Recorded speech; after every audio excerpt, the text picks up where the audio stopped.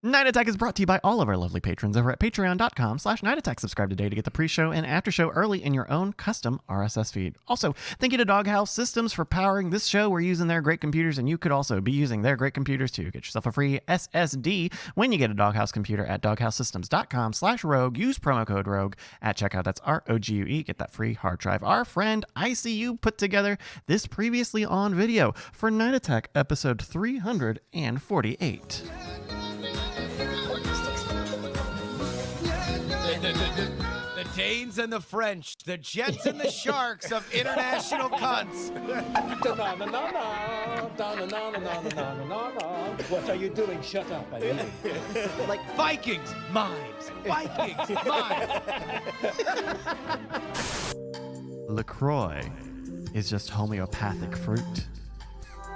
Man, my left testicle is freezing right now.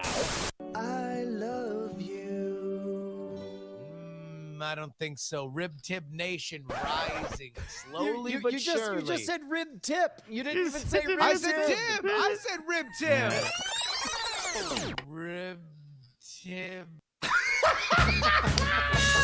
Oh, I stand beautifully vindicated. Hello, you No, you bastards. do not. No, you do not. Hold on. No, I got to do the intro to the show. Hello, you demon hordes of the internet. It is go time for Night Attack. Fuck you. Fuck you. Incorrect. That's Tim. You heard it, Tim. That, of course, is the voice of my co-host live from OAK. It's JRY. Hey, man, I'm Brian Brushwood in Austin, Texas. We got Bryce in studio, and, of course, we got MikeTV. How's everybody feeling today? Oh, my God. Everybody, throw your B's in the chat if you heard a B. That was not a P. That was I heard a P, I think. I definitely heard Okay, the number one, P. you can shut the fuck up. I need my B's in the chat right now. B's in the chat. B's in the chat. Bees in the chat. Okay, right. first of all, this can't be a new Auntie Donna sketch because that show doesn't drop until tomorrow on Netflix. Tonight in hours. In here. midnight, I believe. Yeah, midnight West Coast. Guys, if you're live, if you're listening on a podcast right now, just say either I have or I will enjoy the at Auntie Donna Boys podcast at Netflix is a joke. We need like the point of their friendship with us is for us to impress the Netflix social media person. So we just need you to tweet whatever you want to do at Auntie Donna Boys and at Netflix is a joke. Go do that right now. At Netflix is a joke. I thought you were saying at Netflix space is a joke, and I'm like, no, let's not piss them off. No. That's their comedy social media thing. Just say I can't wait to watch Auntie Donna Boys at Netflix is a joke. Maybe or put a Diamond Club or a night attack or a hashtag. No. Whatever. I mean, like if whatever you want to do, all that matters is you do it. This is the big time, folks. This is high stakes. We are looking out. Auntie Donna Boys are family. They've been a part of this show for a very long time. We got them close to a Domino's franchise in Australia. We can make them. I was joking on the stream today that I'm not going to be satisfied until like Broden is the personal trainer for Adam Devine in a comedy, or like, you know, Mark is the weird pizza delivery guy for Rose McGowan. Like, whatever it is, I need them all in Hollywood. I need them all making $1 billion tomorrow. CC Otto in the chat says Bikey Wars needs its own show, which all of a sudden made me realize that he might be the first, or he or she might be the first of what I hope is a very long line of people who mainly know Bikey Wars as the Auntie Donna sketch and don't realize that it's literally them mocking a TV show. And I want a whole generation to be all like, oh my God, somebody made a serious documentary about what Bikey Wars. That would be great. Yeah, that was the reverse parody. They're like, they were so influenced by the hilarious, iconic comedy sketch that they made a 6-part documentary. A dark, gritty reboot of the classic YouTube comedy. Holy shit, dude, you're going to get Bikey Wars Brothers in Arms sold to HBO Max. They're gonna be like, based on the hilarious Bikie Wars sketch. Oh, that'd be amazing. Okay, so all right, I have a pretty good story. It's based in reality. By the way, I assume somewhere out there is somebody who is listening to this that did not listen to yesterday's happy hour where we Which is revealed- likely because that has not even come out yet. Yeah, I was going to ask about that. Yeah. That and the feral cat and the Jeep and the people who sleep. Hot in the men are woods. working on it, I'm sure. It's fine. Yeah. Did you say hot men are working on No, did I you said say top hot men? I said top men. I don't know, but prefer the also idea that you hot thought- men Hey, are Rip working on Tip, them. don't talk to me, Rip Tip, about You saying thought I the right said a thing. B and not a Rip Tip P. part two. I kind of feel like you said hot men. And there's nothing wrong with that. Let hot men do their work. Hot men are working on it. Hot men. Okay, so Excuse me, Tom. Can you pass me that paper? Okay. Okay. So if you were not there yesterday, we talked about it on Twitter. We talked about it live on the air. We sort of processed the shock and the terrible reality. For those who are unfamiliar, my brother, the Butter Brother, aka Parquet, Jay Brushwood, legend who worked on all of the AAA titles that you love, everything from the very first Call of Duty Black Ops to Doom 3 to Alice to God, I literally Wolfenstein to, I can't remember them all. There's so many. Star Citizen, Duke Nukem. Yeah. Like between Duke Nukem and Star Citizen alone, two of the most delayed titles of all time. Jason Murphy today was telling a story about how it was like 2 a.m. Jay and he were both lit, and Jay goes, dude, I want to take you to my work. And he's like, okay, why? And so he's like, he has no idea where Jay's work is or whatever. They go to the middle of this giant stretch of highway. There's no buildings this way, no buildings this way. There's a giant big black board cube in there. And Jason's like, okay, what's up? And Jay's like, come on, guys, let me show you this. And he's like, and he's like, look at this. And he's showing him this amazing game. And he's like, cool, what's going on? And he's like, oh, by the way, you can't tell anyone. Also, look at this. And all of a sudden it dawns on Jason Murphy that he is in id Software's Big Borg Cube, and he is playing a pre-alpha version of Doom 3. Awesome. Jay passed away. He lost his long-standing battle with addiction. And if you want to hear us sad, that's yesterday's episode. Yeah. Today's where we begin to remember all of the wonderful parts about Jay. By the way, if you want to send in a memory that you have, hit us up at mail@nightattack.tv. That's mail@nightattack.tv. Also, if you want to say a nice thing, that will get printed out on a piece of paper that we'll put into something that my mom reads at the remembrance. We could do that. But today is also 1 week in. And as we talked about yesterday, I spent most of the last week sort of shielding myself in anger. But now we're at the part where it's like, okay, we have to deal with the reality of the stuff and the moving and the figuring out what goes where, what gets thrown away or given away or sold or what have you. One of the things that we found out is that Jay's data is all on his computer, and as a human being, it seems to me like multiple decades of someone's lifetime should be preserved. The ethical question of whether or not it's mine to explore, whether or not what gets done with it, I don't know. All I know is that while the getting's good, I'm going to trust me and not my parents to recover this, right? Yeah. So one of the other things we found out is that Jay had been downsizing, and so he had a storage unit that we didn't know about, and we didn't know what was in it. And the backstory on that is Dad went to the storage unit. My dad is 70, I believe. Mike, is that right? Is his dad 70? Yeah. You remember him as a wee lad? Yeah, exactly. Yeah. Like, well, I taught him how to ride a bike in 41. So, Mike, but Dad physically went to the place and was like, "Hey, my son passed away, storage unit, all that stuff," and they're like, if he was alive, the only way you could get in is if you had power of attorney. And he's like, oh, that's wonderful because I have power of attorney. He was in a coma recently. Mm-hmm. We had to take over all of his estate. So here's the literal document that says I have power of attorney. They're like, yeah, but didn't you say he was dead? He was like, well, yes, he is dead. They're like, so that means that document don't work no more. And he's like, he says, okay, well, what do you need now? It's like a death certificate, and it's so it's like, well, we don't. By we the don't way, hold on. Can I pause right here? Because all I can imagine is like a very heavily make-upped Billy Crystal, like doing like your the other side of this conversation of like, I don't know. I only knew Death certificate. Not so much. What do I need?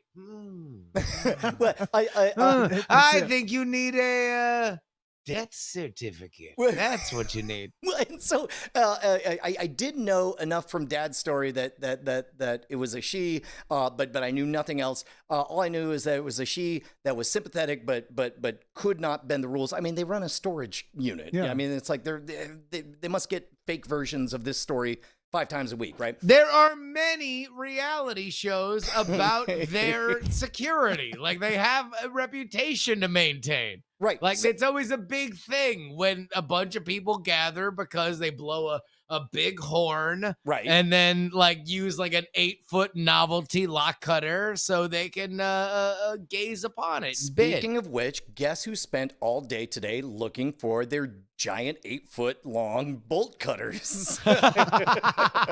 So like I hear all of this and I'm just like, well, this is all BS. We got to do whatever. I'm like, hey, I'm going to come to do the digital cleanup.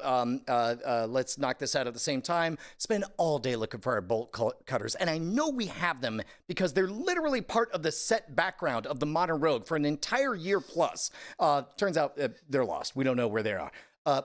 So I buy another set just on the way, like as if like a fucking idiot. After 3 hours of looking for them, I realize that I have $20 and they're not that big of a deal. So Yeah. I pick that up. I show up at Jay's apartment, which, by the way, is something that I've been so very terrified of, is confronting the reality of the person Jay was at the time of his passing, and confronting myself to the reality of the people he surrounded himself with. I'll say this much. Ran into, like, first person I ran into, super lovely, hanging out with the dog, ended up talking, so I felt all these warm vibes, went inside ready to, freak out with, and just waterworks. Instead, you don't realize how much of yourself you externalize in the world around you. And I spent the entire couple of hours just feeling like Jay was right around the corner. It was so bizarre and so strange, and seeing so many familiar objects. And I found myself sort of forensically taking photographs. And maybe we'll explore that probably in the after show, because that'll be a time for us to be sad and not laughing.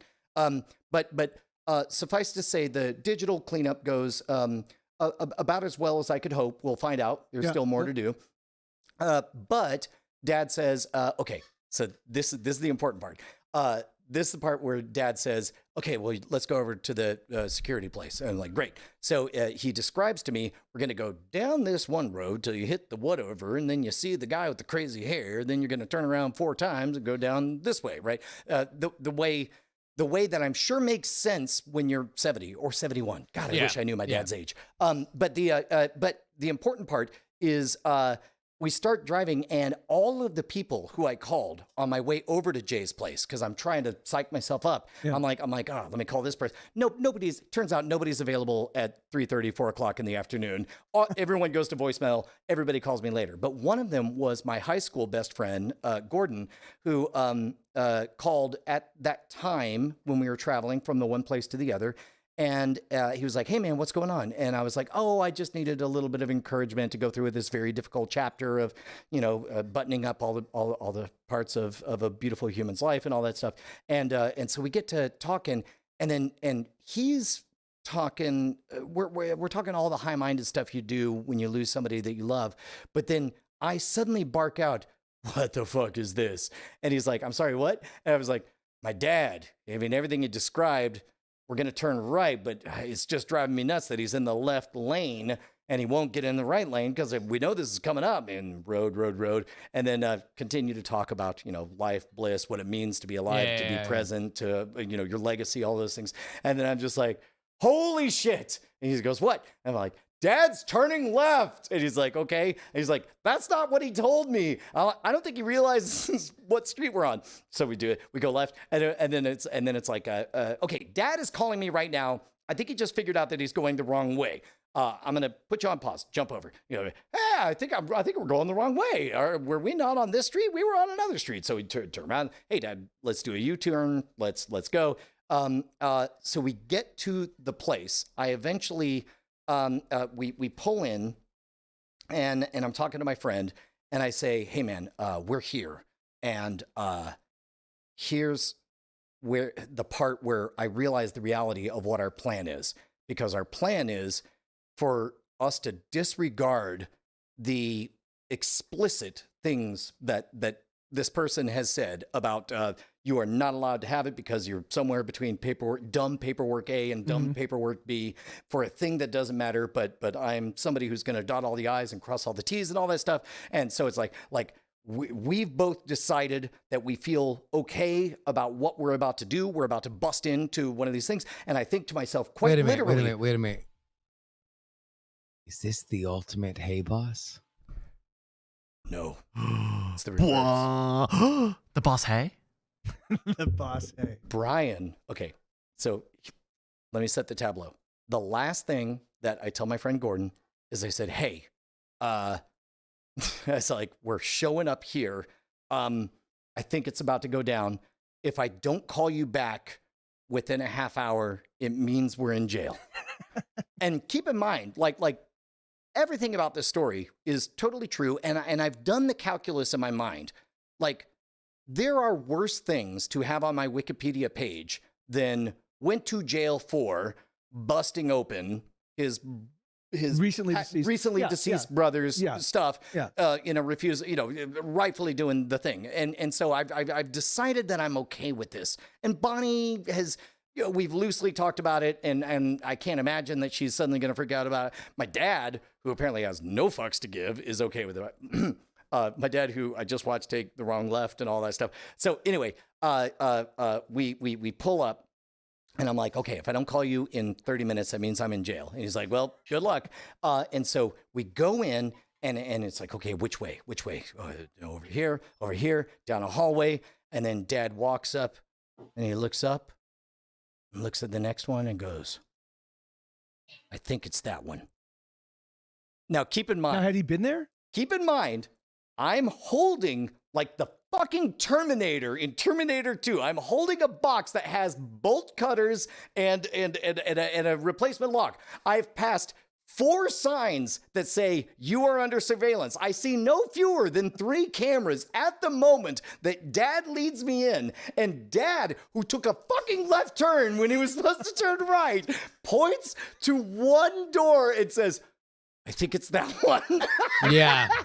and at this point, I say, Dad, there are cameras on us, and it might look a little bit like a felony what we're about to do. And if you're not, I thought he knew which. So if he's not 100% certain which one it is, like you could be breaking into somebody else's. That's that's a significant crime. That's something you don't. That by the way is the key for folks who have not picked up on this. They are going to open it without talking to the people because the people said they couldn't talk, that they couldn't open it up for him. Right. Brian is not showing up to them to that storage facility so he can sweet talk his way in. Nope. They are there to we're there open the shit, grab what they need, and get the fuck out. Is that the Gordian knot? Wasn't that Caesar's? Yeah, dude. I mean, we were gonna cut through the fucking red tape. And so we get there, and Dad. Can I pause? Can I pause? Please, just in this moment. Is there a reason why you don't want to wait for the death certificate? To get into it? Because we're preparing for his funeral, and we would like there are certain artifacts that we expected to see in his domicile that were not there, and we would like to retrieve from the storage facility. Right. So that was an incompatible schedule, and that's the reason why that's happening. Okay. Right. So here I am about mentally prepared to commit a crime. Yes. My dad says he's pretty sure this is the right storage facility. Now, there's one thing I know about Brian is that he is willing to do the thing, but like he's got to feel sure. I got to know that future Brian can look back and say, yeah, but I was right. It does not sound like we're about to be right as I'm holding bolt cutters. And my dad says, squintingly, I'm pretty sure it's this one. Brian's moral compass, fine to be on the wrong side of the law, certainly not fine to be on the wrong side of right. Yes, he wants to know that oh no, what I'm doing right now is correct. It's just morally on the wrong side of whatever this society has laid out. So this moment where it's like Dad and I have at this point, we've agreed that we're going to do a thing. I went and bought accessories to what depending on how you squint could be I don't know, a felony. And then we get to the point where we're about to commit the thing, but I know that it's righteous enough that it's like, well, if I get put in handcuffs and everybody, the headline tomorrow is YouTube guy goes to jail for loving his brother too much, you know. And then we get to that moment where Dad says, I'm pretty sure it's this one, and then and so there I am, holding the thing, and I was like, Dad, like, camera. These are all the cameras that are on us. We only have so much time before this facility, which I'm assuming all they do is train people. Like, there's really only one thing you have to worry about. Somebody pulling out a pair of bolt cutters and then taking stuff. So we only have so much time. And I was like, are you sure? He's like, yeah, no, I'm sure. Like let's just do this. Let's get it over with. God damn, I'm describing an attempted felony with my dad. This is so great. And I'm like, hey, I need you to be sure. And Dad goes, what? You want me to go double check?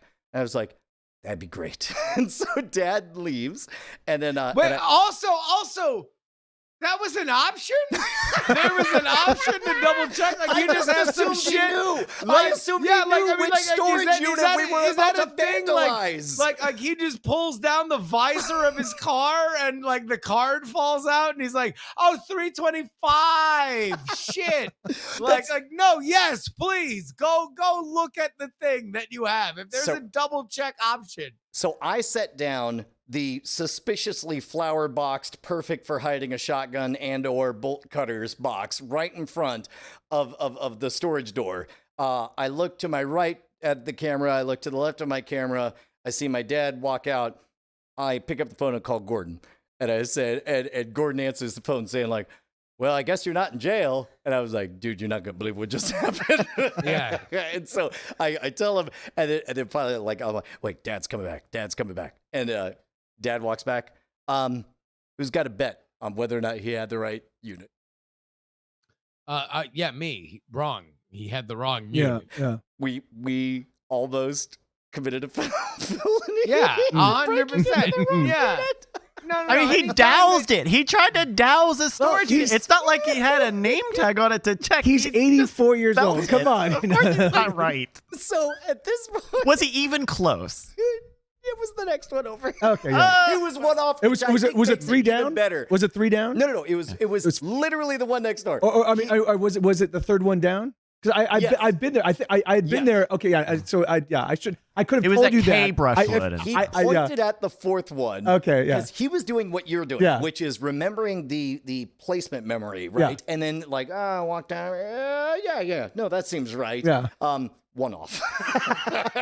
This close to performing. But also, like, he had it somewhere. He knew it somewhere. Did he go ask the people? Well, he got it from the people to begin with, because Jay had a storage facility, and then said he had wrapped all that up, moved everything in the house, and then only after we didn't find certain things did they ask that storage facility, "Hey, does Jay Brushwood still have a thing here?" So wait, so where was the proof? Did he have it written down and it was in his car, or? Well, the proof was like very valued things that we expected to see in Jay's apartment. No. The proof that it was the right unit. He went and asked somebody? No, yeah, he went and asked the same person who said so no. he goes back back Yes. and asks, Yes. hey, we're about to break into this No, thing. no. We just want to make He's sure. too wise for that. He's Yeah, not yeah. gonna, he's not gonna tip off the feds. Come on. Obviously, he's not gonna go say that, but that's He's literally like- what he's saying. He's like, by the way, your question was my question. Can I I said to my dad, I said, just to be clear, what did you say to them? And he said, I asked them, is this unit J. Brushwood's? And they said, no, that's the unit next to it. And I was like, thank you, Dad. and he did mention, and by the way, Nope. don't look at the security cameras for the next 15 minutes. What we were told, and maybe it was and then with he a said, wink. oh my God, there's an accident outside. So much maple syrup. Holy shit, I've never seen a giraffe do that with an elephant. So Fuck! Everyone needs to run outside for 15 minutes. in the previous iteration that he had, and it turned out to be the same person that he found all this out. You know, the person who was stick to the rules, person who sorry, you know, you're between certificates. I can't. They seem to be very sympathetic, and what they said was, if you show up with the key, you can get in. Oh, yeah. And sure. so that was our justification in our minds, was it's like, well, we're showing up with the key and it's got 2 arms that are 8 feet long, you know, like we're ready. And so Dad comes back, finds out it's the other one. I'm like, okay, it's finally go time. And I'm thinking to myself, like, all right, we got maybe 3 minutes, and then cops show up and get through or not, right? So I set down the fake flower box, open it up, pull out the giant 8-foot-long bolt cutters. It's one of those. I immediately look at the lock because we've learned a little bit about locks on Modern Rogue and stuff, and I see it's one of those circular ones that you see on a lot of storage units. Yep.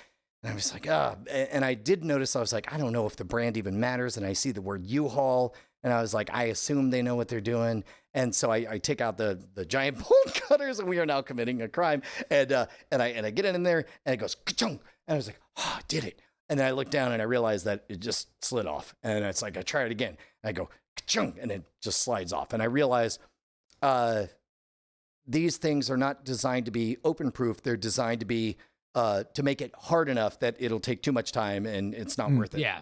And I suddenly realized, I turned to Dad and I was like, I don't think this is going to get us where we need to be unless we make a project out of this. And then Dad says, I don't know what else to try. I mean, unless you want to try all these keys again. And I was like, he had keys? What the fuck? You just said if you have a key, you can keep it. What the fuck? Dad, what the fuck? This is the part. Right the line. All right. Hold on. Everybody shut up. Let us please take a moment to understand. This is a serious issue from a grieving family, all right? This is, all right. No one knows this pain. It's literally the worst pain that anyone could feel. A very competent man can be put, a smart, strident man who has built a fucking tremendous family that has left a legacy for which will last for generations, can be felled in this moment. That being said, Jesus titty fucking Christ. Like, for you, Brian Brushwood, in that moment, to go from, wait, you can just ask somebody like that we're committing a felony, to then, the fuck, Dad, you had a gigantic bunch of keys that we could be trying? So I definitely see there's somebody watching the security camera, and they're like, oh my God, I think they're breaking. We might have called the cops. And no, hold on, wait, hold on. They're pulling out some keys. Yeah. Let's wait for it. The version of the story I got did involve them having not found the keys. But he says, unless you want to try these keys, and I think to myself, like, okay, so when they said they couldn't find the key, I assume that whatever these keys are, they're bullshit keys. Dad pulls out the key ring, still counting down. There are exactly 3 keys on this ring. Oh my God! What the fuck? Oh my God! One of them has storage etched on it, I'm sure. Everybody, Nope, everybody, it did not have the word storage. everybody, right now in the chat or on Twitter, please either at reply Night Attack Show or put in the chat right now how many keys you imagined on the key ring when Brian said there was a key ring. Because I'm going with 12. Like, I imagine that this was some fucking janitor at a high school level clattering of keys. 3 keys for the record. There are 3 keys, and I look at them, and one is a key fob. I guess one key fob and 3 keys. One of the 3 keys has the word U-Haul written on it. Christ alive! Oh my God. So, I am looking literally. I, who seconds earlier was ready to literally go to jail for the moral righteousness of committing a false felony, who now find myself holding a key with the letters U-Haul on it, looking at a lock with the letters U-Haul on it, and I just sort of slide it in, and I click it, and Dad, that pure annoyance that can only come from a moment of clarity goes, God damn it. At least he recognized. I mean, look, that was the only option of what would come out of his mouth. Also receiving votes, well, shit. Like it was only either going to be God damn it or well shit, and that was it. There's only like those 2 things that come out of that man's mouth at that moment. Oh my God. Well, and what of course, an amazing by the way, journey. Just on the off chance, please, nobody let any of my family ever see this ever. But to be clear, I think we all know what happened. Of course, in a moment of grief, you figure out a thing and you've got some keys, you kind of half try it. Maybe they don't line up right and you decide, well, none of these are the right thing. Everything about this makes sense. Well, but it definitely led to a part where we were about to commit a fucking felony heist together on the No. right. I mean, all right. Number. Yeah, it was an attempted 1. felony. It was actually attempted. You were attempting to commit that felony. Like that's. Like here's the actual story. Your dad's a fucking hero for getting out of bed and wanting to do any of this shit. The fact that he was not the most able-bodied person in this particular instance is nothing less than like heroic that he was even able to put one foot in front of the other. So your dad is not somebody that should be looked at as anyone other than an absolute god. Yes. That being said, even God is fallible. Indeed, in this moment, you, the servant of God, could be like, for real? Huh? For real? That? Really? Okay. By the way, right. I guess glad I'm here learning, operating as you taught me, God. Like, because I know you're occupied, your mind's elsewhere. I can understand, but just so you know, your boy might have gone to jail. Very willing to go to jail. Like presently, if this had not been discovered, a lot of information that could have been in the initial briefing. I'm just saying. One brief coda is that I am seeing from the reaction in the chat that apparently my wife has joined us to hear the rest of the story. Bonnie Brushwood is in the chat room. Because I, after the event, I was like, this is a fine opening to the show. We're looking for something that's light and fun and real and honest that involves the reality and the tragedy and the pain of everything that's happening, but it's still funny. I tell Bonnie that I'm not going to tell the story, and Bonnie says, "You're going to make me watch the show." And I was like, "No, I won't make you watch the show. I'm going to tell you," and I start telling the story. I get as far as the part where Dad says, "I'm pretty sure it's this one." And she laughs so hard for 30 seconds straight, thanks me, tells me how much she needed that. And I withhold the fact that that was only act 1. That's awesome. So she has now experienced the rest of the story. Awesome. By the way, just a kind note to be thoughtful here. Jay seemed to be seriously contemplating what it meant to downsize one's life. There was a time that he had like a multiple bedroom house and just a bunch of garbage everywhere. But then you start to do some introspection about what's most important to you, and you start to, get rid of a lot of clutter. What's the Netflix thing with the lady who says Marie Kondo. Mary Kondo. whatever that Yeah, thing yeah, is. yeah. Sparking joy. So what was in that storage chamber was very like, imagine Justin, you've seen this studio, right? Imagine Of course, yeah. for sake of narrative strategy, imagine the size of the studio with about 8 boxes in it. Everything is just strikingly empty. There's 3 or 4 prints that have been framed. One of them is something Jay made in preschool, of George Washington chopping down a cherry tree, and Jay was very clever for having one cherry halfway down from the tree, apparently about to drop on George Washington's head, and a bunch of tubs labeled Board Games 1, Board Games 2, Board Games 3, Board Games 3, inexplicably again. But what you saw, I nabbed one thing, and it was I nabbed 2 things. They were boxes of cassette tapes, including when I was going into 7th grade, we were moving to Norway, so we compulsively just recorded hours and hours of American radio so that we could re-experience them while we were a world away from America.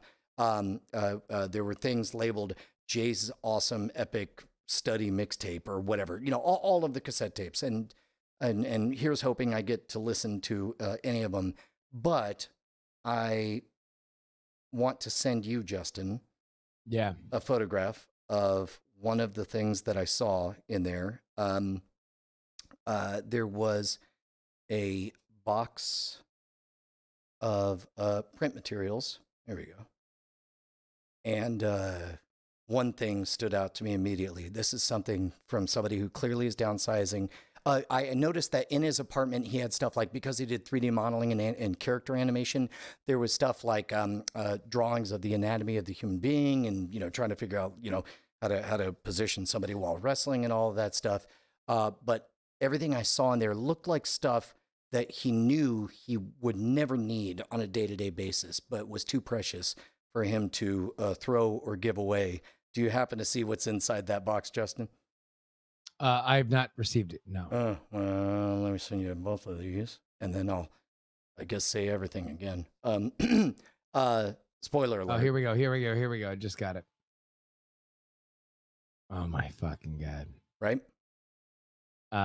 So what I'm seeing right now is the unmistakable back cover of the Diamond Club, our novel that made it to the top of the iTunes charts, that was crowdsourced by the Diamond Club, our erotic fiction novel with Patricia Harkins Bradley is an English teacher, ex-wife, and mother of 3 in San Francisco, California, with the unmistakable peekaboo portrait of a shy lady of chat realm. Yeah. A shy lady of chat realm. And it's amongst all of these high school yearbooks and the Professional's Guide to Fire Eating, Brian's book, in physical form, not in ebook form. But I mean, I know we don't want to make this like a heavy, right? a heavy thing, but let me just say this because it deserves to be said. Jay Brushwood is not only a part of your DNA, Brian, and your brother, but also a family to everybody here who's listening tonight, everybody who's watching, whether or not you've been with us for 1 episode or 10 years. Jay Brushwood is a part of it, and he is somebody that I know for me, I feel confident saying that you are connected to him because I have, over the last, week, realized that despite the fact that I've spent, maybe 10 hours tops physically with Jay Brushwood, maybe a day if we're stretching it, that he is my family because Brian's my family. And I spent countless hours online with him. I spent countless hours around him in an indirect way, and all I know is that speaking as a conduit from everybody online that has been connected to Jay, to you, Brian, and your family, and Bonnie, and the kids, and your parents, know that the love is indescribable. And Jay's legacy will be, at least in part, the fact that he sparked so much love and joy on this show and on so many other places on the internet. So that is man, what a fucking tribute. Well, I don't.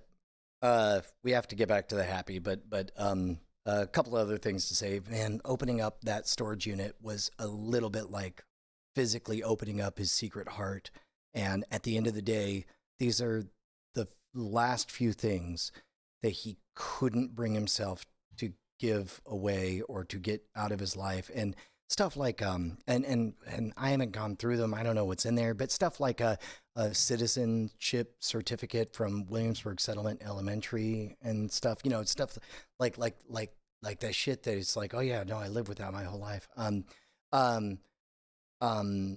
It was like opening up someone's heart and discovering that they held you and us inside of it, and it was really precious and sweet. Okay, let's get back to being stupid and funny. I do want to say, if you want to give a kind thought, if Jay brought any light into your life, if you played, everybody do me a favor. If you don't know what to say about Jay, fucking find out about the list of AAA titles that this dude contributed to over his 20-year legacy. Sure. Damn it. Let me just say, you've already seen his work. Let me just say this. Again, we just told a fucking hilarious story about Papa Brushwood, and know that Mama Brushwood is going through the same kind of stuff. Here's what they don't know, because they ain't people that lived on the internet like we lived on the internet. What Jay meant to you, who Jay fucking really, really, really connected with. If you've ever seen or heard or laughed or had a moment where you connected to Jay, please send it to mail@nightattack.tv. Mail@nightattack.tv. Subject line, sorry, Bryce. And sure. And gonna make it extremely hard compared to all of the ones that came in already. Just know this, is that's the way that you can show somebody who has never watched like internet shit. They have no idea. Like literally, I don't even know if Brian's dad listens to Rush on the internet, right? Like fucking they got no use for this shit. But they would love to know that people from around the country and around the world. In fact, if you have not written yet, write where you're from, because that is also important, just to know that like literally around the country and around the world, their son made people fucking laugh and felt joy. That's a true fucking legacy. That's a legacy that people would love to have. We're already seeing in the chat some people sort of self-organizing, figuring out like how deficient his IMDb is compared to, his LinkedIn profile apparently is more accurate. Dude, he going back to, I remember the first project was American McGee's Alice. I know Doom 3 expansion. I know he worked. If you're a gamer, you almost certainly at some point saw his handiwork in person, and you should know it. Without a doubt. Yeah. But he was built for that fucking industry, and he gave it literally all he had. So fucking A, hams for Jay, baby. Goddamn right. That's it. You know what? Last time I checked, we can't pay the electricity bill with hams. How's that for a transition? It's a hell of a hairpin turn. I tried to make Patreon.com/night Austin attack. Electric the bad guys. Frankly, it could have been way worse. Patreon.com/night attack is where you need to go right now if you would like to support this show. Head on over there. Go ahead and kick in a little bit. You want to know what? Be a part of our team. Get your custom RSS feed. Get the episodes early. Get the pre-show. Get the after show early. Get the expanded program at patreon.com/night attack. You know what's funny is I don't know that I've revealed this, but what I do is I go to my Gmail where I get a bunch of Patreon related alerts, and I do a search at this point for the words Patreon and Night to see like what recent activity with Night Attack happened on Patreon. And the reason I do it is because we like to shout out somebody who's a new contributor or somebody who's up their pledge in a thing that we like to call... Ladies and gentlemen, it's time for the Night Attack new Patreon name chant corner hour. It's an hour of it. But this week, along with all of the people who became new patrons and all that stuff, I noticed that because I guess on this account, I also give money. Some amount of your money is redirected to our friends over at Auntie Donna, who have a special that is coming out in mere hours. Yeah, big old house of fun. So I saw a whole bunch of Auntie Donnas. So can we make the name chant quarter hour? Can we just say Auntie Donna? Auntie Donna, Auntie Donna, Auntie Donna, Auntie Donna, Auntie Donna, Auntie Donna, Auntie Donna, Auntie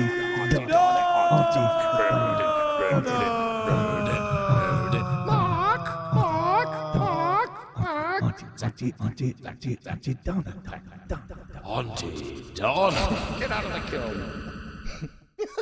Haven't you done well? Congratulations to our friends Auntie Donna. Man, we're so excited for your Netflix special. I'm so pumped, man. It's going to be at midnight, and I'll definitely be asleep, but I'll pretend I watched it, and I'll text that it was great in the morning, and then eventually I'll watch it over the weekend. Hey, MikeTV. Yes, You haven't talked a lot. Why don't you talk for 1 minute while Bryce takes me off screen? Oh yeah, 1 full minute. Now, okay, so I was actually hanging out with Jordan DeMoss recently. Yeah, man, and he was telling me that there's some sort of excitement happening with the squirrels in the neighborhood. They've started to get a lot less expressive. Oh no, they become more stoic. Apparently, yeah, they're and they've also been. Sorry, you sneezed. Sorry about that. Yeah. But and so that, but you can definitely tell that the one most expressive squirrel is the DJ Boss. He's the DJ Boss. Yeah, the DJ Boss. Oh, the DJ Boss. Yeah. He's the biz dizzle, man. He is the biz dizzle. Yeah. Man, what an amazing guy that sucker is. But there is an arch villain. He's a raccoon named Sutter Kane. Oh. And that guy is he a feral cat? That guy, in the forest he drinks nothing but hot beverages. He just runs around. He runs around. He surprises people with the hot beverages, stealing our coffee from Corey Cranfield there in the kitchen. Delicious. Yeah, it's delicious. Feral cat. Yeah. No, that makes sense. Oh yeah, and the feral cat. Let me tell you about the feral cat. Nope. That was a fine 1 minute story. Okay. Had a beginning, middle, and then we hit a minute. Hey, Bryce, do we have a game? We do. I hope Justin can at least hear me. It's better for me as in my chances of winning. We also do have. Shoot! We've got a bit boss, Rockroll Martian, with 4,000 bits, and Wolfglen99 as our sub boss with 10 gifted subs. Thank you to both of you. Awesome. By the way, of course, there's a special RSS feed for all of the Patreons. You get today. Epic all-star pre-show. I thought it was very fun and funny, and you get the post-show all in one feed. All of our exercise methodologies, our DDR techniques and tactics. That's right.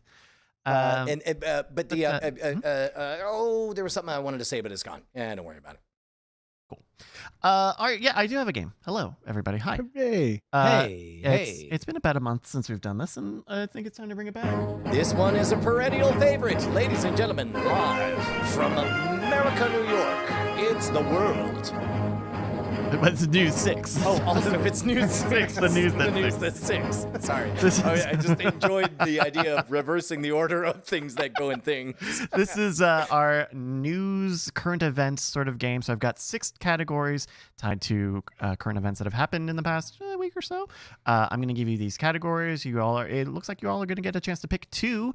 Mike, you're going to play, of course, with us here. Yes, cool. Our categories today are: it gives you swings, boringophile, a cider a day, call me by your dope, I played with your estate, and as a matter of horn. Brian, we're going to start with you. Pick a category. You know what? These are all very beautiful, graphical, well thought out. A lot of effort was put into the graphics. It On was all of definitely these. not MS Paint this time. Okay, good. Man, I'm feeling like it gives you swings. It gives you swings. All right. It gives you swings.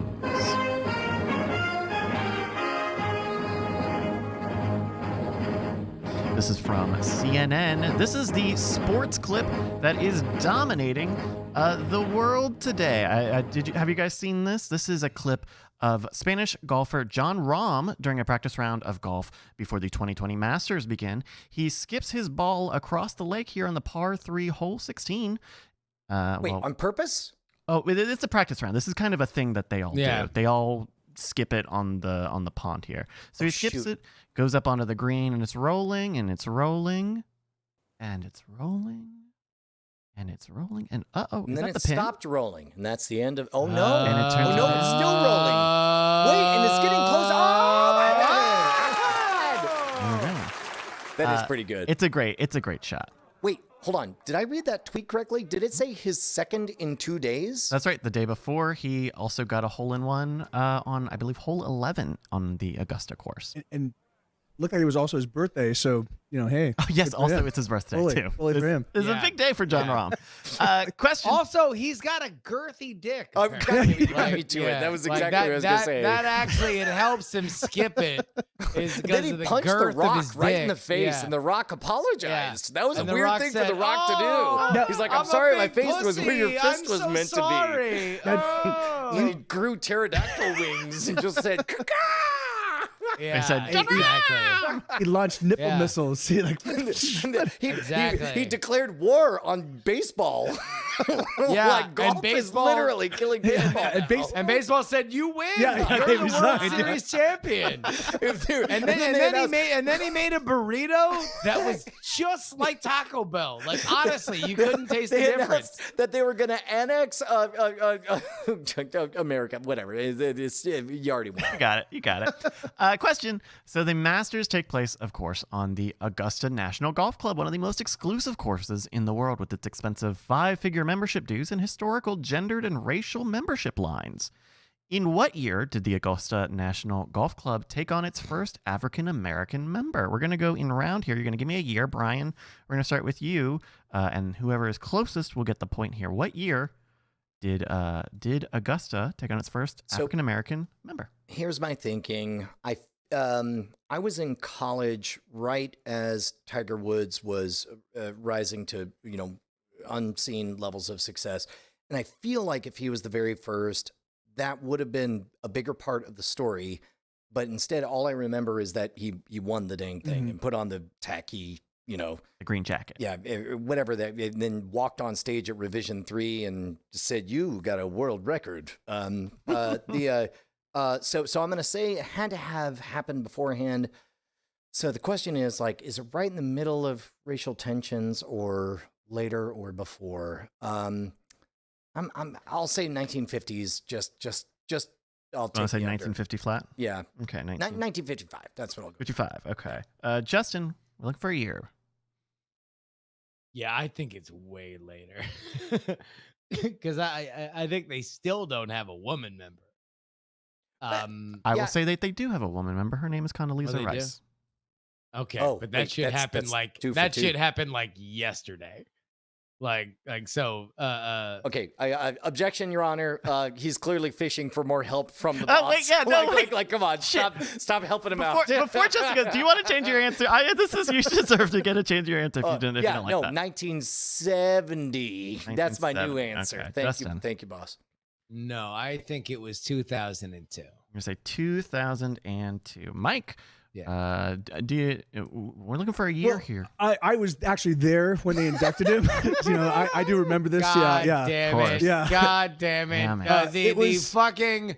The long lifespan, the cheater MikeTV, Yeah. because he's lived for hundreds of years as an unnatural vampire who sucks the life of the young so he can live forever.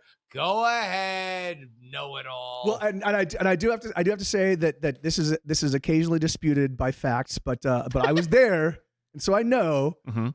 But yeah, it was actually July 3rd, 1976. It was the day before the bicentennial. Yeah, they inducted their first African American member. Cow. Yeah. You imagine, Yeah, it was you just- imagine and it was if just- this one is just like that hole in Mike one. I wanna Mike believe- remembers. Mike remembers because it was his 176th birthday. Yes, that's exactly right. Yeah, it was a day of amazing mourning. Yeah. For Everybody Britons gets to everywhere. celebrate something. Yeah. All right, our answers are Brian said 1970, Justin said 2002, and Mike said 1976. TV executive Ron Townsend was denied membership in the Shoal Creek Country Club and was accepted to Augusta in 1990, 57 years after opening their doors. That's a Justin point. Wait, is it? Again, You said like the I seven- you said, said I actually 1970. remember. I'm not questioning the authenticity of the facts. I'm questioning the ethicalness of the facts. Ethicalness. And Yeah. If you support the fact that Justin was more right, if you think that's And- the way history should be remembered, then I Yeah. won't stand in the way. But well, and my ethical facts are saying that oh, all right, I should trust the mathematical facts. gonna make this Yeah. genetic thing. The white man's math.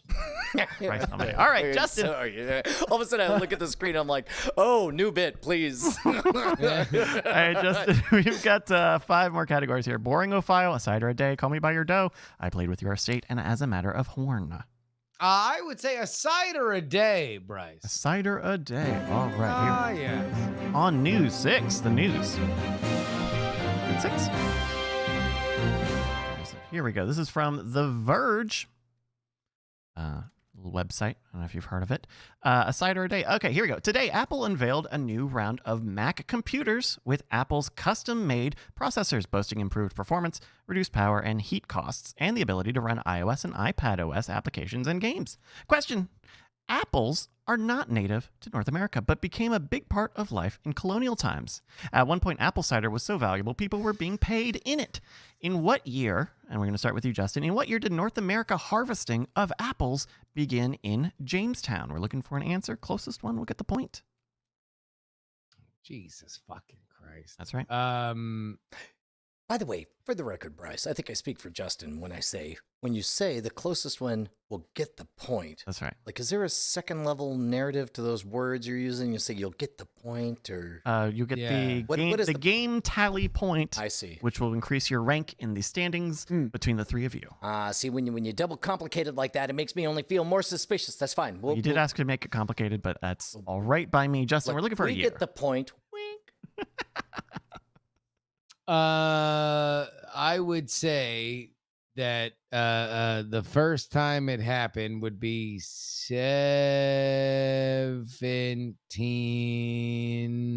1769.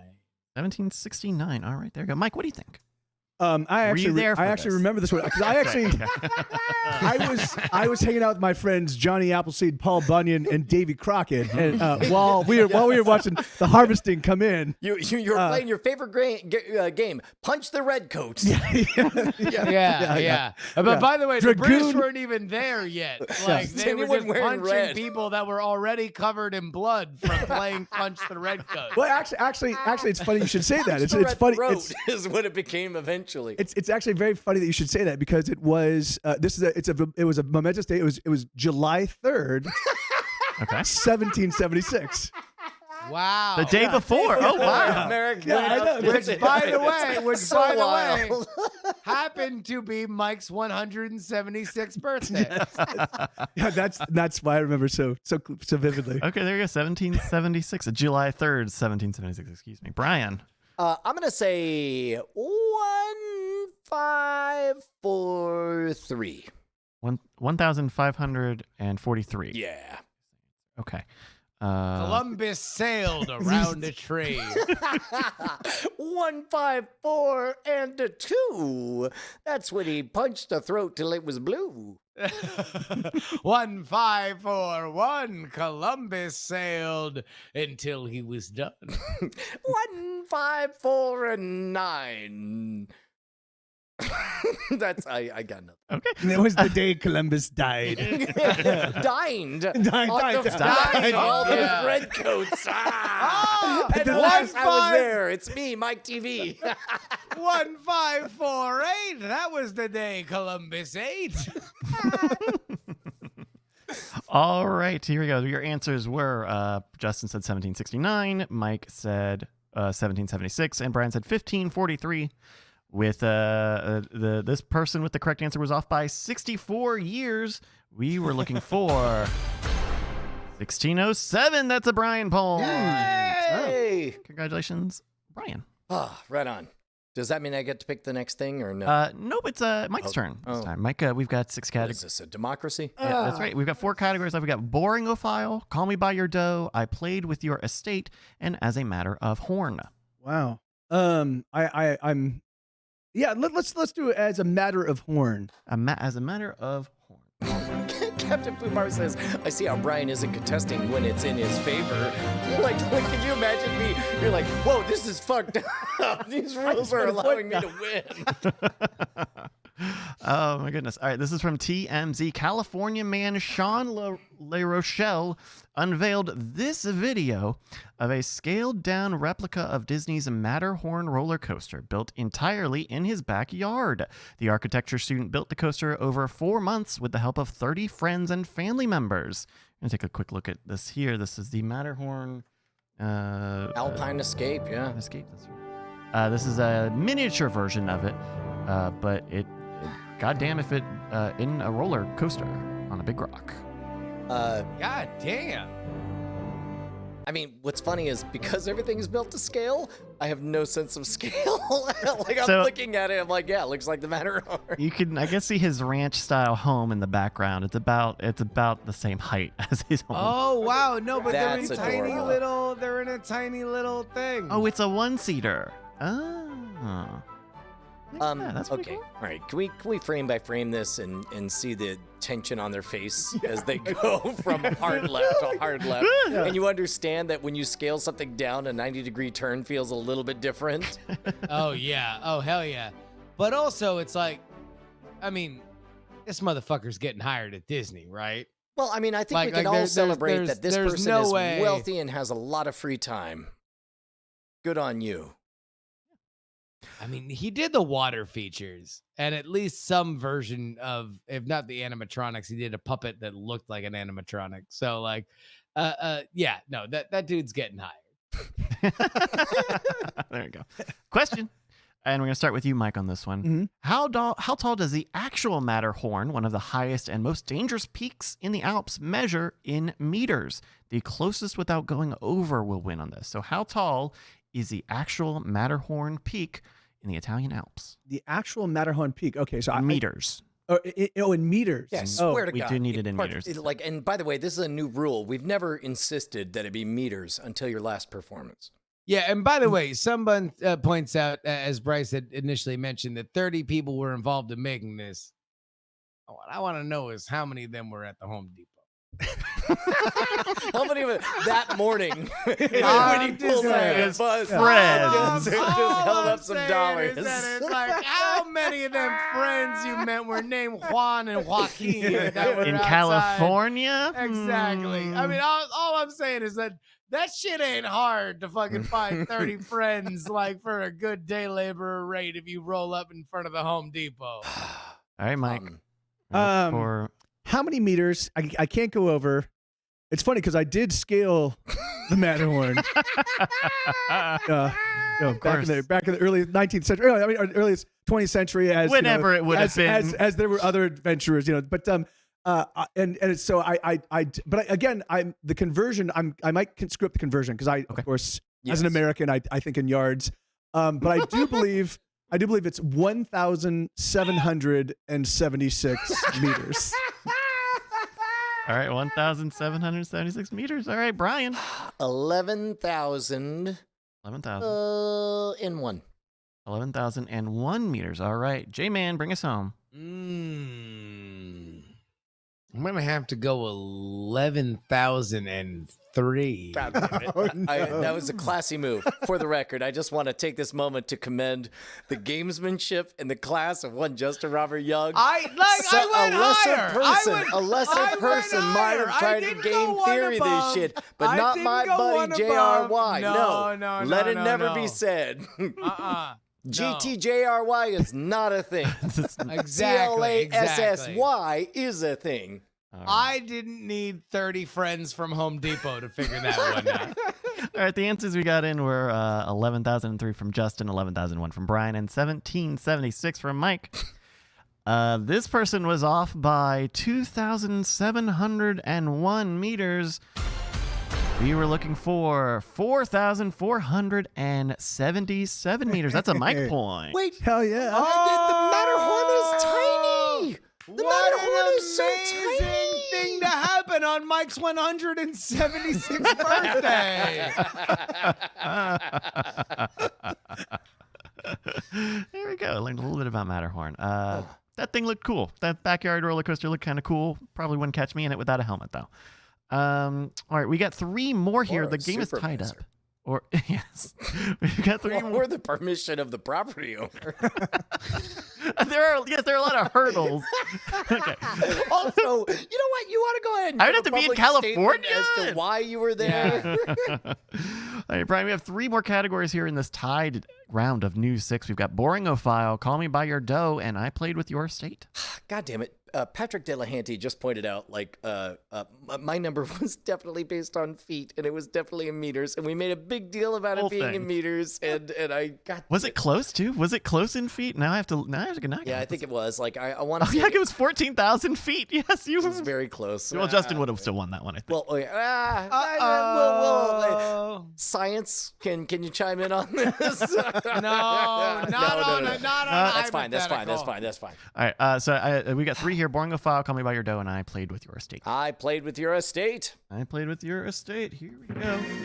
On News 6, the news. That's 6.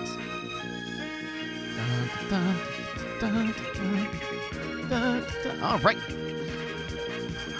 God, do you want to see just once is a news thing that much like just happened. Like the news music starts to fade and somebody's singing along with it. And the news music just fades all the way out, and then they just keep it afloat, like a fucking fish concert or the string cheese incident. And it's like A they're jam halfway news in their band. fusion jam. Yeah, all right. Hans Zimmer out there with like fucking 8 bassists. Fucking Philip Glass shows up as like a special guest. Exactly, yeah. I mean, meanwhile, the weather guy just rips a massive bong load and he just like clears the whole thing and breathes it out without coughing. And you're just like, fuck, this dude fucks. All right, this is from the Huffington Post. Britney Spears was in court today, arguing that the conservatorship that her father holds on her estate should be transferred away from him. Britney did acknowledge her need for supervision after a public struggle with her mental health in 2008, but argues that these arrangements are meant to be temporary, and she has had zero control over who oversees her entire life. Question: Wikipedia has collected all of Britney's awards and nominations since 1992. Of her 490 nominations, how many have she won? Closest without going over will win. Brian, we're going to start with you. Looking for a number. Awards and nominations. I'm gonna guess that you could rack up the first 60 or so. 60, 61. You say 61. Yeah. All right, there we go. Justin, out of 490 nominations, how many did Britney Spears win? I'm going to assume she had a fairly high percentage. You could say it. because- 63. It's fine. No. I'm going to go way higher because she really burned hot and hasn't had a lot of time where she's produced award-worthy material. So I'm going to go 202. I'm going to say 202. All right, Mike.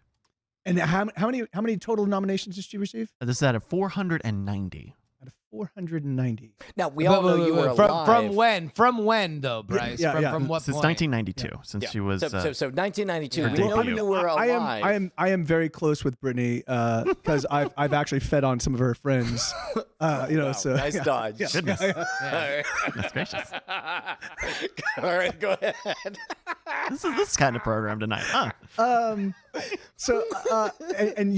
What Brian's was it what? This was 61. 61? Justin's was 202. So I'm gonna assume about 30%. So that's gonna be we've got 30% almost of 500. what? So like Of all of them? Oh, of all. what's of that? them. Of all. Yeah. So it's like I'll say 120. maybe about 150. 150. All right. How close is that to actually 30%? I want to see how good Rockstar math is. No, it's a little bit off, but It would be Is that a little bit 450 off? if that was. yeah, it's about Perfectly 500. fair. Yeah, It's all 4/3 time, so you wouldn't understand. Gotcha. I know. Yeah. Da, da, da, da, da. And 1, 2, 3, 4. All right, so our answers are 61, 202, and 150.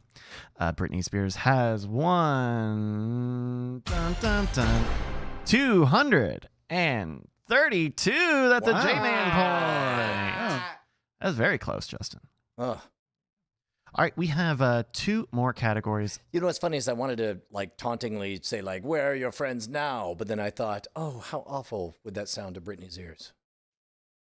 Yeah, no, there's that's a whole thing. That is a really crazy story that will probably eventually be told in full at some point, but But for she's now, got- the cliff notes of it are already on South Park. So just take a look at that episode.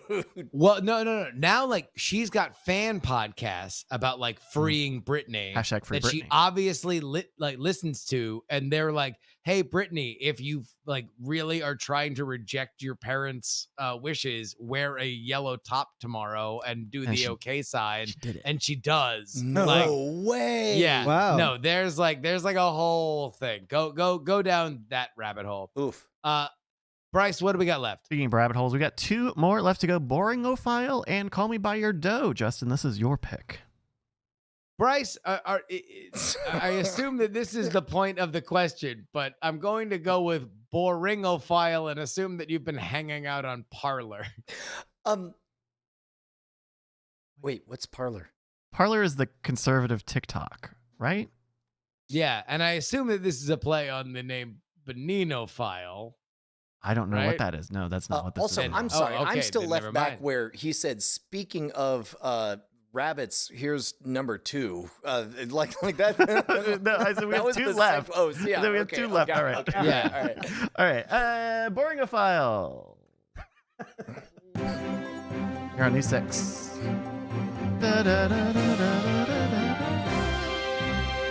It's from Austin's own KXAN.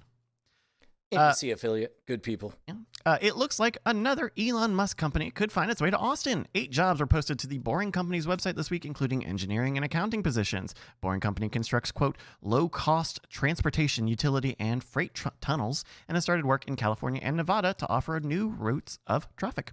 The company even tweeted that, quote, Austin chalk is geologically one of the best soils for tunneling.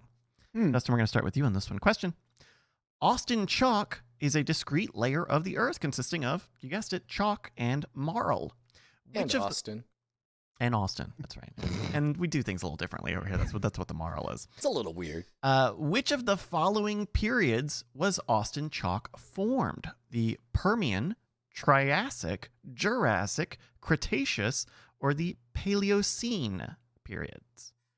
I'm going to put these in the chat so you can see them. The Permian, Triassic, Jurassic, Cretaceous. Now we know or you're old, Paleocene. Mike. But Yes. No. Yeah. Unfortunately. Yeah. But Unfortunately, that does predate me by I a will- couple of years. I'm trying to think I of will- what you're fucking back in those days. I will have to start us off with the Jurassic period. The Jurassic period. All right. Mike, what do you think? The Permian, Triassic, Jurassic, Cretaceous, or Paleocene? Well, I know that chalk is actually just the ground up bones of like little shellfish and things like that have been compressed. So I'm going to assume that it has some relationship to crustacean. So I'm going to go with the crustacean period.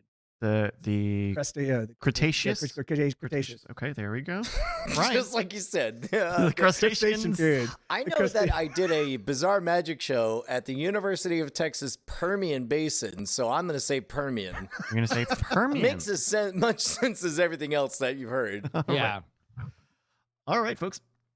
The Austin Chalk section of the Earth was formed in the Cretaceous period.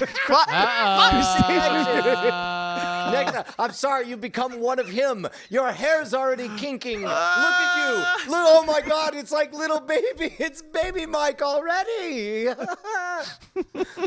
Wow, he's only 17.6 years old. Oh my goodness. All right. Well, there you go. That's a point for Mike. Congratulations, Mike. We got one last category here. I'm going to pick it for you. It is Call Me By Your Dough here on News 6. This is, of course, the news at 6. The Simpsons has delivered to us an incredible cast of characters these past 3 decades, even essential characters without a name, like Crazy Cat Lady, Comic Book Guy, and Old Jewish Man. Well, except one of those 3 actually does have a name. As discovered by CBR this week, one of these characters has actually had a real name since season 16. Question: of these 3, the Crazy Cat Lady, the Comic Book Guy, and the Old Jewish Man, which character actually has a name?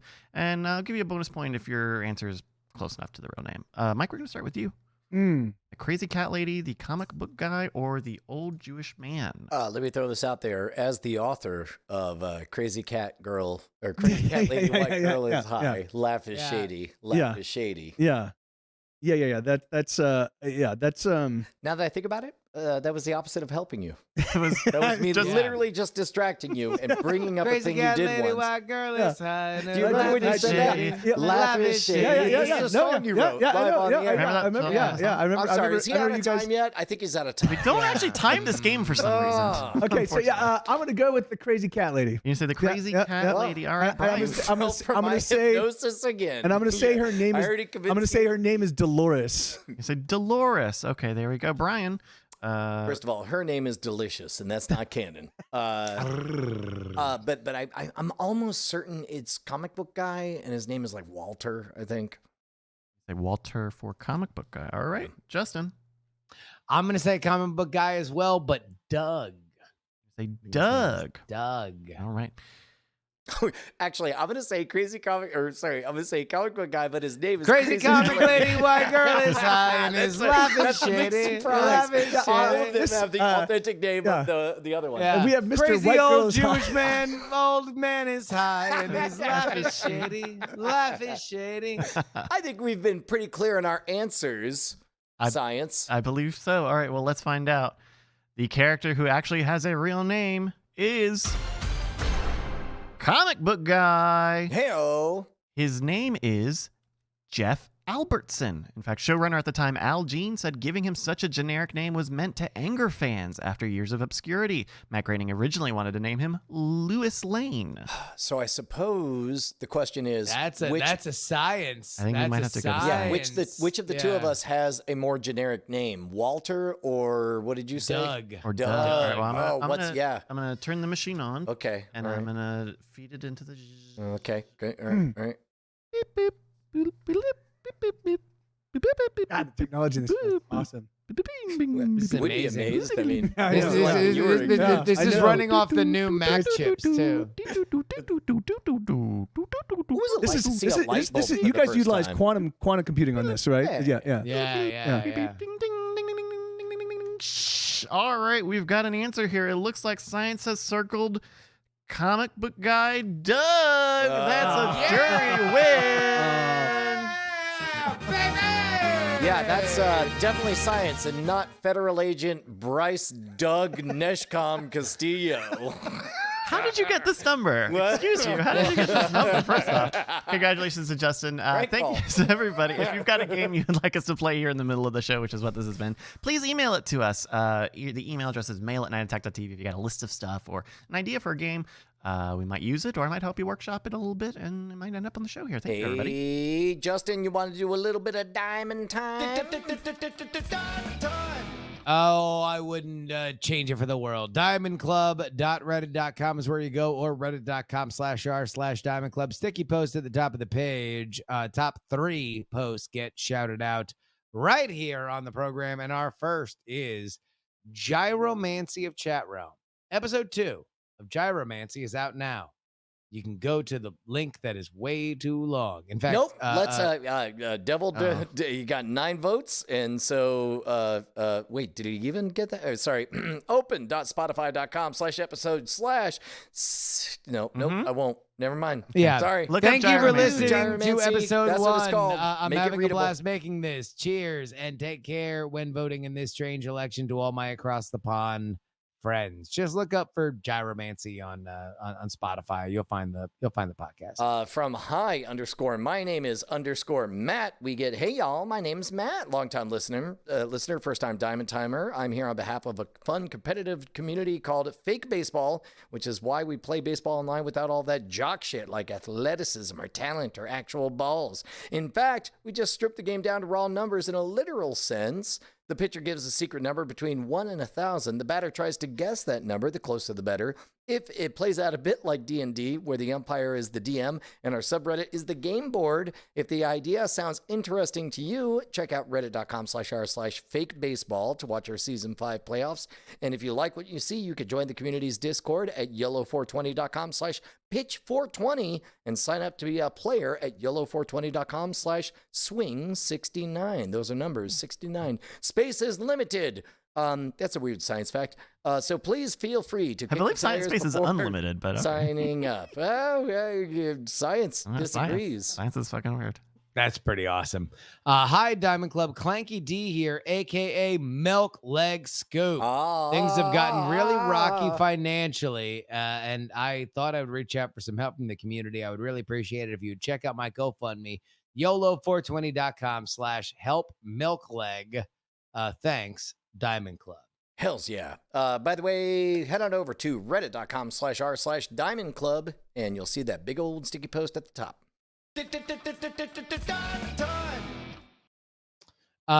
Yeah, I'll tell you, for whatever reason, Chrome is being stupid about YOLO 420 links right now, which is annoying. Anyway, hey Brian, do you want to dig up in our mail sacks? Oh my God, I got 2 empty hands. You know what I want to fill them with? I want to grab our mail sack and just crush it. Join us for drinks in the Diamond Club. Oh, the Diamond Club? That sounds grand. What? That's right. This is the part of the show where we read your email. It still's not old. It still isn't old. Maybe one day it'll get old. I keep forgetting about the Stossel part. I keep forgetting about John Stossel just being annoyed. It's just like eventually one day it'll be something where I'm like, no, go back to the Schitt's Creek clip, but not this week, and I don't think next week either. No. Speaking of what?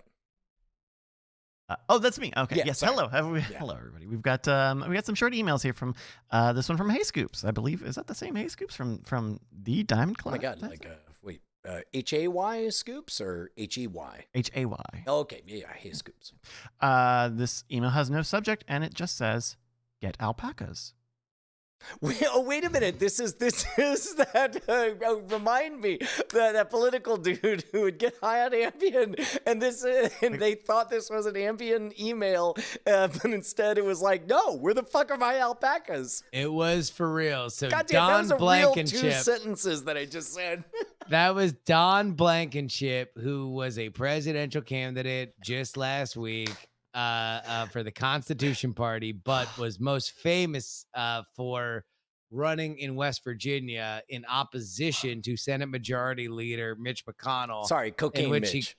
In which he called him Cocaine Mitch and said that he was running not for China people, but for West Virginia people. He had an explanation for it. But when we were going on and on about it, when those commercials were running in 2018, a friend of a friend email came in and said that a person was the former personal assistant to Don Blankenship, and they just mysteriously got an email that said get alpacas one night. And they assumed that was just because he, like many busy, powerful men, can't get a lot of sleep and we're relying on Ambien, or we're drunk and we're just sending stuff.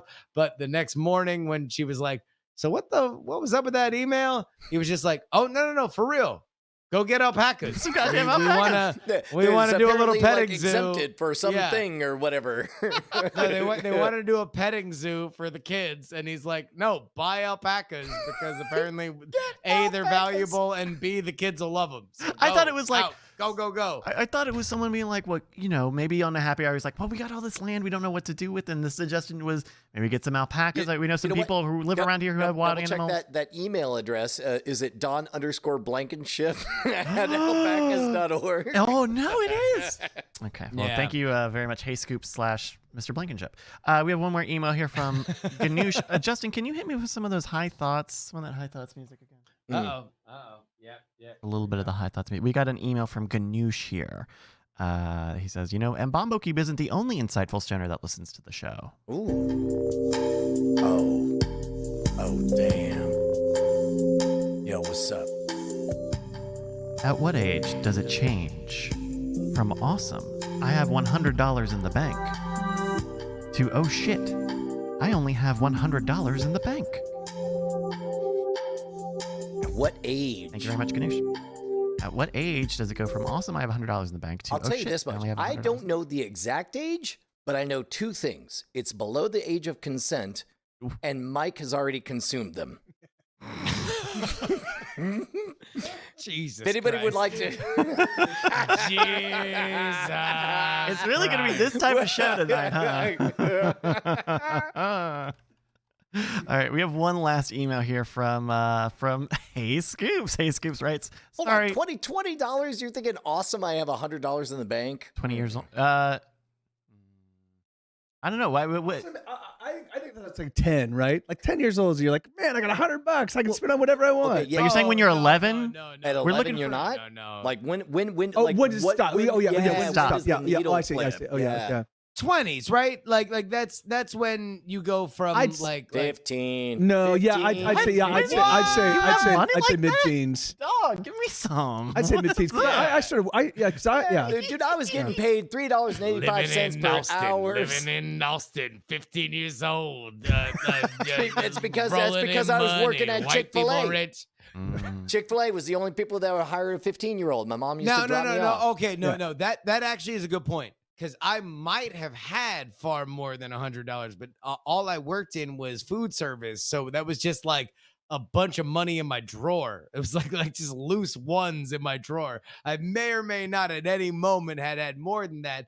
But in terms of like putting it in a bank account, yeah, that was definitely like into my 20s. When I was like somewhere I had my first dollar that I made, and my dad was kind enough to get a photocopy of my very first paycheck from Chick-fil-A. Yeah, That's very nice. Yeah, that's that. I started working at 12 at Domino's Pizza. what the? Yeah, before it was before they were. Well, and this was back in the 1400s when it was okay to do that with a 12-year-old. No. But that was when it was run by Antonio Domino back in Napoli. Mr. Domino. Yeah. It was. I would deliver. Is I would our deliver word for to. torture. I was delivering to Michelangelo as he was working on the. And Raphael was there. Yeah. And then Donatello showed up. Yeah. Grat guy I for love some pizza. reason. And we have one last email from Hey Scoops, who responded to that previous email about alpacas saying, sorry, I forgot I sent that, with 3 pill emojis. So thank you to Hey Scoops and everyone who sends in emails to mail@nightattack.tv. It's an email address, and when you send it there, we might read it here at the end of the show, which is what this has been. Thank you. Oh my goodness, man. What an adventure. This one's been a roller coaster. No. And by the way, one more time, remember everybody, if you could send your J memories to mail@nightattack.tv. Trust me, literally every word you say, and an email could be 3 words.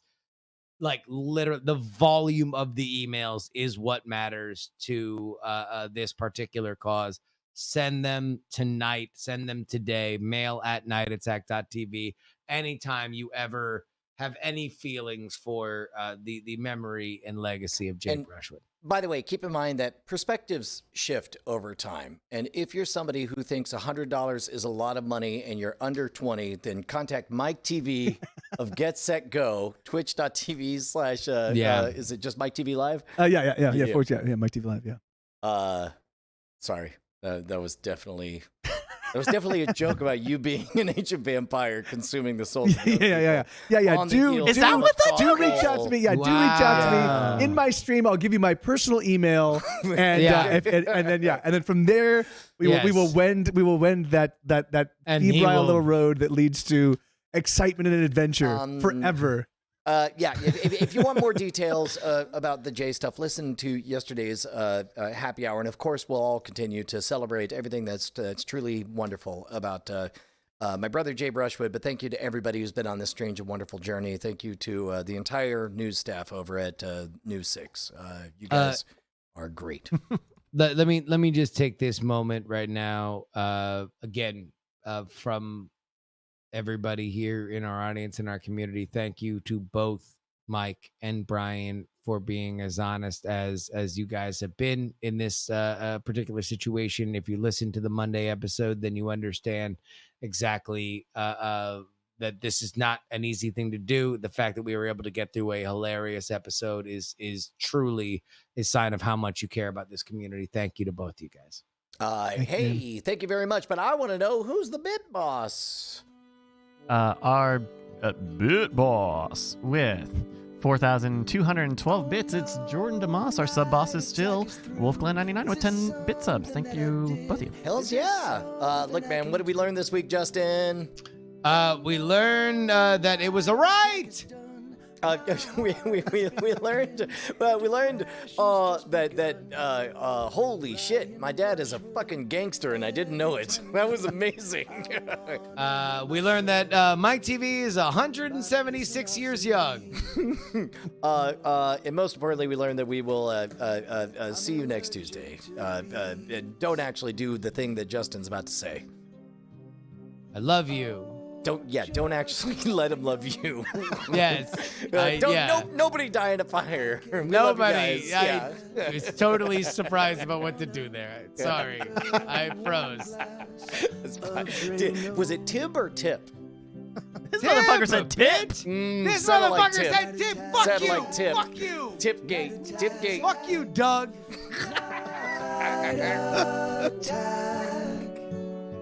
Night attack. Night attack. Night attack. I love you.